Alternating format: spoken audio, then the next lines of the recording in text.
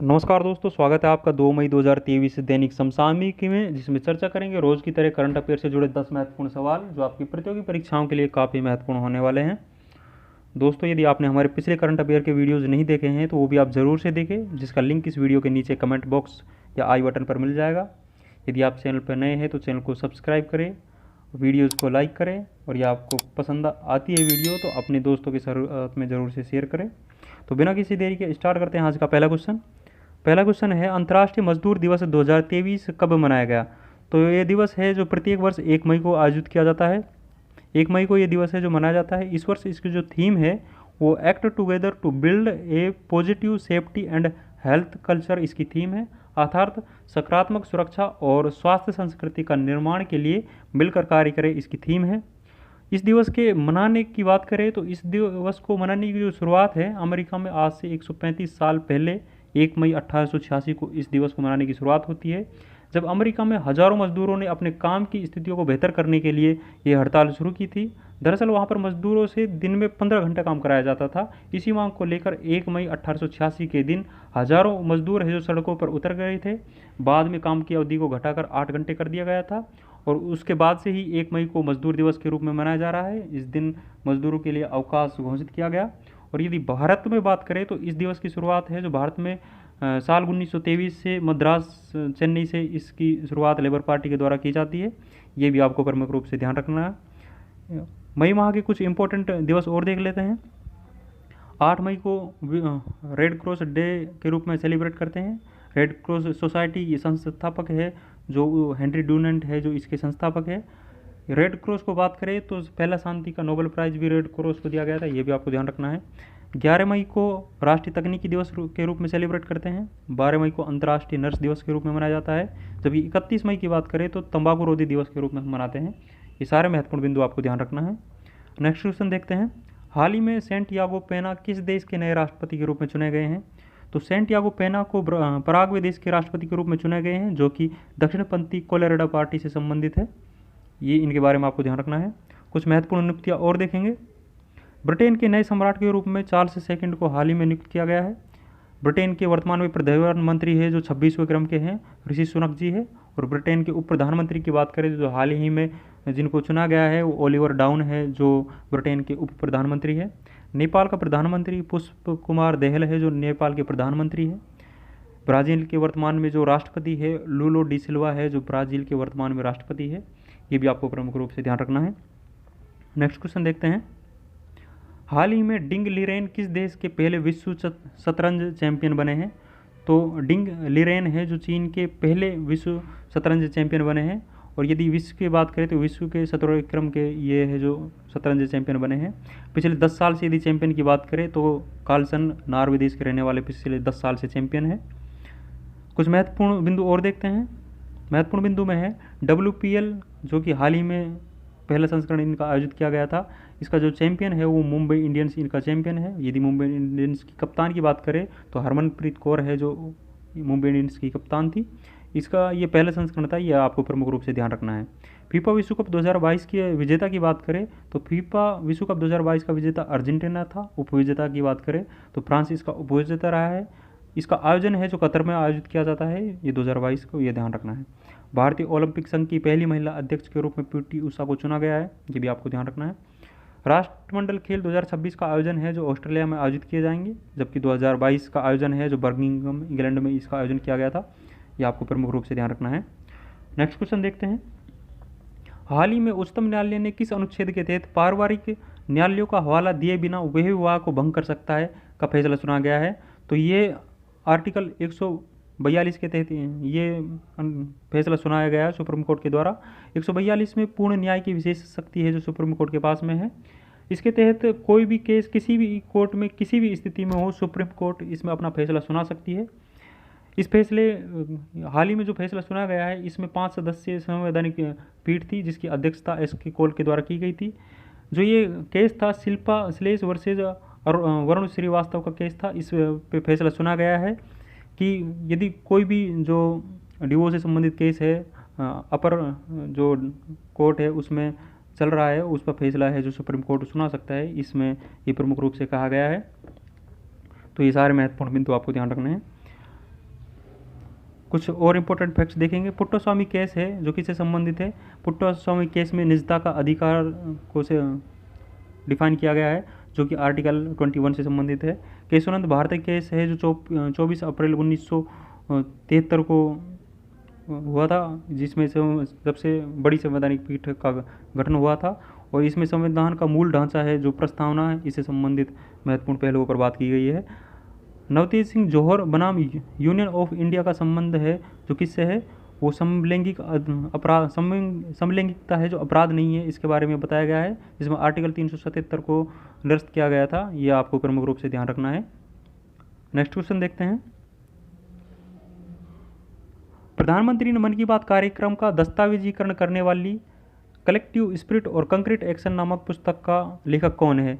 जो इस पुस्तक का लेखक है शशि शेखर वेम्पति जी के द्वारा पुस्तक लिखी गई है। ये प्रधानमंत्री के जो मन की बात का कार्यक्रम था उसका दस्तावेजीकरण के रूप में प्रस्तुत किया गया है। शशि शेखर वेम्पति की बात करें तो ये प्रसार भारती के पूर्व अध्यक्ष के रूप में इनके द्वारा कार्य किया गया था। जबकि बुक के लॉन्च की बात करें तो इस बुक को जगदीप धनखड़ भारत के उपराष्ट्रपति के द्वारा इस बुक को लॉन्च किया गया है। इनके बारे में आपको प्रमुख रूप से ध्यान रखना है। कुछ महत्वपूर्ण बुक और देखते हैं। महत्वपूर्ण बुक में है विक्ट्री सिटी है जो सलमान रुश्दी की बुक है, जबकि टॉम्ब ऑफ सैंड है जो गीतांजलि श्री की बुक है, जिसको हाल ही में अंतर्राष्ट्रीय बुकर पुरस्कार दिया गया है। जबकि इसका जो अंग्रेजी ट्रांसलेट है, इंग्लिश ट्रांसलेट इसका डेजी रॉकवेल के द्वारा इसका इंग्लिश ट्रांसलेट किया गया है। अम्बेडकर ए लाइफ बुक है जो शशि थरूर की है। स्पीयर बुक है जो प्रिंस हैरी की बुक है, ये भी आपको ध्यान रखना है। कुछ महत्वपूर्ण बुक और देखते हैं। महत्वपूर्ण बुक में जैसे हमने कुछ पिछले करंट अफेयर के वीडियोज़ में भी पढ़ा था, 800 बुक है जो मुथैया मुरलीधरन से संबंधित है। मुथैया मुरलीधरन को आईसीसी हॉल ऑफ फेम में फर्स्ट प्लेयर के रूप में शामिल किया गया था, ये आपको ध्यान रखना है। बात करें अन्य बुक की, the test of my life book है जो युवराज सिंह की थी, ये आपको ध्यान रखना है। The race of my life Milkha Singh की बुक थी। और playing it my way Sachin Tendulkar की बुक है। माइंड मास्टर है जो विश्वनाथ आनंद की बुक है, ये भी आपको प्रमुख रूप से ध्यान रखना है। लॉन्ग वॉक टू फ्रीडम जो बुक है ऑटोबायोग्राफी है नेल्सन मंडेला की थी, ये आपको ध्यान रखना है। नेक्स्ट क्वेश्चन देखते हैं। आरबीआई के अनुसार लगातार तीसरे साल बाजार उधारी में शीर्ष पर कौन सा राज्य रहा है। तो तीसरे साल लगातार बाजार उधारी के मामले में तमिलनाडु है जो शीर्ष पर है, जिनके द्वारा साल 2022 के बारे में बात करें तो 68,000 करोड़ रुपए की उधारी है। यदि सेकंड स्थान पर बात करें तो आंध्र प्रदेश सेकंड स्थान पर है। आरबीआई के बारे में बात करें तो आरबीआई की स्थापना अधिनियम 1934 के तहत तो होती है। और आरबीआई के वर्तमान गवर्नर की बात करें तो 25वां गवर्नर शक्तिकांत दास वर्तमान गवर्नर है। जबकि आरबीआई के हेडक्वार्टर की बात करें तो आरबीआई का हेडक्वार्टर है जो मुंबई में स्थित है। आरबीआई के पहले गवर्नर ओसबोर्न स्मिथ थे। और जबकि पहले भारतीय गवर्नर की बात करें तो सीडी देशमुख जी है, भारत के पहले भारतीय आरबीआई के गवर्नर थे, ये भी आपको प्रमुख रूप से ध्यान रखना है। कुछ महत्वपूर्ण इंडेक्स के बारे में बात करें तो विश्व खुशहाली सूचकांक में भारत की रैंक है जो 126वीं है, जबकि ग्लोबल फायर पावर इंडेक्स में भारत की रैंक 4थे नंबर की रैंक है। चुनावी लोकतंत्र सूचकांक में भारत की रैंक 108वीं है। जबकि ग्लोबल हंगर इंडेक्स की बात करें तो हंगर इंडेक्स में भारत की रैंक है जो 107 है। जबकि वैश्विक आतंकवादी सूचकांक में भारत की 13वीं रैंक है। जलवायु परिवर्तन प्रदर्शन सूचकांक में भारत की 8वीं रैंक है। ये महत्वपूर्ण इंडेक्स है जो आपको ध्यान रखना है। नेक्स्ट क्वेश्चन देखते हैं। हाल ही में सात्विक और चिराग की जोड़ी ने कौन सी प्रतियोगिता में पुरुष डबल में पहली बार स्वर्ण पदक जीता है। तो चिराग और सात्विक की जोड़ी के द्वारा एशिया बैडमिंटन चैंपियनशिप में पहली बार स्वर्ण पदक जीता गया है। ये भारत की द्वारा पहली बार पुरुष डबल्स में स्वर्ण पदक जीता गया है, ये आपको ध्यान रखना है। इस जो चैंपियनशिप का आयोजन है आस्ताना कजाकिस्तान में होता है। इस चैंपियनशिप का जो उपविजेता है वो मलेशिया देश रहा है, ये आपको प्रमुख रूप से ध्यान रखना है। यदि बात करें एशिया बैडमिंटन पुरुष एकल में भारत के द्वारा पहली बार जो खिताब है वो कब जीता गया था। पहली बार भारत के द्वारा गोल्ड है इसमें 1965 में जीता गया था, जो कि लखनऊ में आयोजित की गई थी।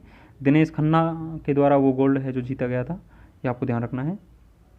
कुछ महत्वपूर्ण बिंदु और देखते हैं। महत्वपूर्ण बिंदु में है थॉमस कप है, इसके हाल ही में विजेता है जो भारत रहा है। थॉमस कप का संबंध बैडमिंटन से है। उपविजेता की बात करें तो इंडोनेशिया में इसमें उपविजेता रहा है। संतोष ट्रॉफी के बारे में बात करें तो संतोष ट्रॉफी का संबंध है जो फुटबॉल खेल से है। 2022-23 संस्करण के विजेता की बात करें तो कर्नाटका इसमें विजेता रहा है। 53 साल बाद कर्नाटका विजेता रहा है। यदि संतोष ट्रॉफी के आयोजन की बात करें तो संतोष ट्रॉफी का आयोजन है जो रियाद सऊदी अरब में इसका आयोजन किया जाता है। भारतीय ट्रॉफी का विदेशी सरजमीं पर पहली बार इसका आयोजन किया गया है, ये भी आपको ध्यान रखना है। ऑस्ट्रेलियन ओपन 2023 में पुरुष एकल का खिताब है जो नोवाक जोकोविच के द्वारा जीता गया, जो कि सर्बिया देश से संबंधित है, ये आपको ध्यान रखना है। जबकि ऑस्ट्रेलियन ओपन में फीमेल का खिताब है जो आर्यना सबलेंका के द्वारा जीता गया, जो कि बेलारूस से संबंधित है, ये भी आपको ध्यान रखना है, बेलारूस देश की है। फ्रेंच ओपन के विजेता की बात करें तो सात्विक चिराग की जोड़ी के द्वारा फ्रेंच ओपन जीता गया है, ये भी आपको ध्यान रखना है।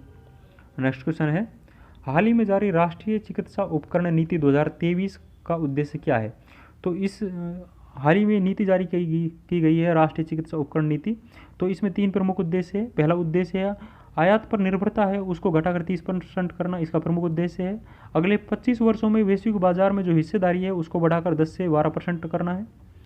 जबकि तीसरा प्रमुख उद्देश्य है चिकित्सा उपकरणों पर जो प्रति व्यक्ति आय है उसको बढ़ाना, इसका प्रमुख उद्देश्य है। ये सारे तीनों फैक्ट आपको ध्यान रखना है जो आपकी प्रतियोगी परीक्षाओं के लिए काफ़ी इंपॉर्टेंट है। नेक्स्ट क्वेश्चन है, हाल ही में बैंक ऑफ बड़ौदा के नए प्रबंधक निदेशक पद पर किसे नियुक्त किया गया है? बैंक ऑफ बड़ौदा के प्रबंधक निदेशक मतलब एमडी के पद पर देवदत्त चंद को नियुक्त किया गया है, ये आपको ध्यान रखना है।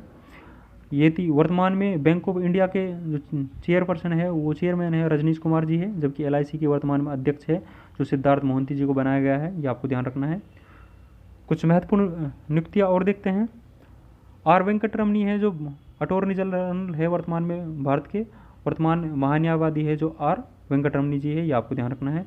डीवाईवी चंद्रचूड़ की बात करें तो डीवाईवी चंद्रचूड़ भारत के 50वें मुख्य न्यायाधीश है। अनिल कुमार लोहाटी है जो रेलवे बोर्ड के वर्तमान में सीईओ है, ये आपको प्रमुख रूप से ध्यान रखना है। नेक्स्ट क्वेश्चन देखते हैं जो कि आज का अंतिम क्वेश्चन है, हाल ही में किस राज्य के स्वच्छ विरासत अभियान को हुडको पुरस्कार 2022-23 से सम्मानित किया गया है? जो हुडको पुरस्कार है जो उत्तर प्रदेश को दिया गया है। ये पुरस्कार है जो housing and urban development corporation limited के द्वारा दिया गया है उत्तर प्रदेश को। यदि हाउसिंग एंड अर्बन मंत्रालय की बात करें, मिनिस्ट्री की बात करें तो हरदीप सिंह पुरी इसके मंत्री है, ये प्रमुख रूप से आपको ध्यान रखना है।